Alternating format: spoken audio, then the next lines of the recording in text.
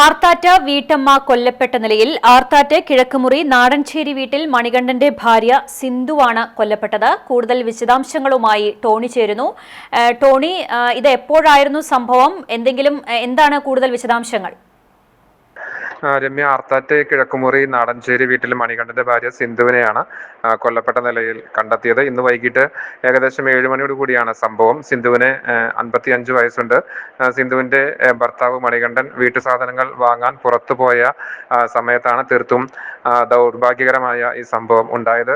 വീട്ടിൽ ഈ സമയത്ത് മറ്റാരും ഉണ്ടായിരുന്നില്ല. വീടിനോട് ചേർന്ന് ധാന്യങ്ങൾ പൊടിക്കുന്ന ഒരു മില്ല് നടത്തുകയാണ് ഇവർ. ഭർത്താവ് വീട്ടിൽ തിരിച്ചെത്തിയപ്പോഴാണ് കൊലപാതക വിവരം അറിയുന്നത്.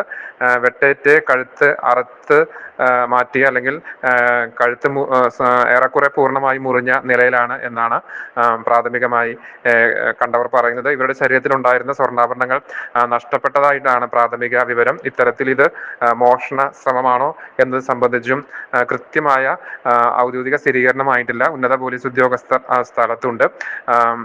ഫോറൻസിക് ഉൾപ്പെടെയുള്ളവർ എത്തിയതിനു ശേഷം മാത്രമായിരിക്കും മൃതദേഹം ഇവിടെ നിന്ന് മാറ്റുക. നാട്ടുകാരിൽ നിന്നും മറ്റും വിവരങ്ങൾ ശേഖരിച്ചിട്ടുണ്ട്. ഇവരുടെ വീട് കഴിഞ്ഞതിന് ശേഷം ഒരു പാടമാണ്. പാടത്തിന് ഏകദേശം അടുത്താണ് ഇവരുടെ വീട്.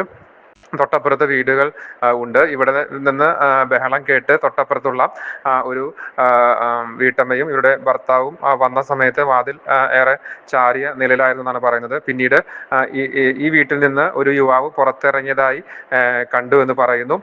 മാസ്ക് വെച്ച നിലയിലായിരുന്നു ഇദ്ദേഹം. ഒരു കറുപ്പ് നിറത്തിലുള്ള ബനിയൻ ധരിച്ചിരുന്നു എന്നാണ് പറയുന്നത്. ഇദ്ദേഹം മാസ്ക് വെച്ചത് കാരണം ബന്ധുക്കളോ മറ്റോ ആയിരിക്കും എന്നാണ് ഇവർ വിചാരിച്ചത്. ഇതിനുശേഷം ഈ യുവാവ് അപ്രത്യക്ഷനായതായിട്ടാണ് അയൽവാസികൾ പറയുന്നത്. പിന്നീട് മണികണ്ഠൻ വീട്ടിലേക്ക് തിരിച്ചു വരുന്ന സമയത്താണ് കൊലപാതക വിവരം അറിയുന്നത്.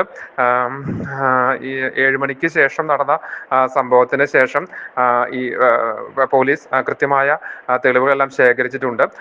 എന്തായാലും പ്രാഥമികമായി രമ്യ, ഇത് മോഷണത്തിലേക്കാണ് വിരൽ ചൂണ്ടുന്നതെന്നാണ് മനസ്സിലാകുന്നത്.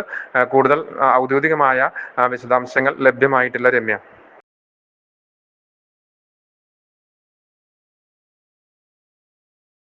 വിവരങ്ങൾ നൽകിയത് ടോണി.